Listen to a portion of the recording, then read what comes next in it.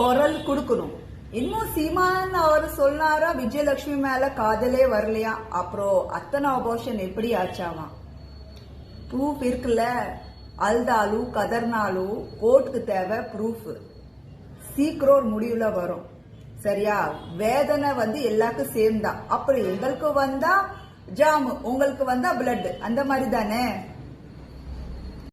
இந்த மாதிரி விஷயம் பெண்களுக்கு தான் அசிங்கமா? ஏன் ஆண்களுக்கு இல்லையா? அவங்களுக்கு பொண்டாட்டி குழந்தை குட்டி இல்லையா?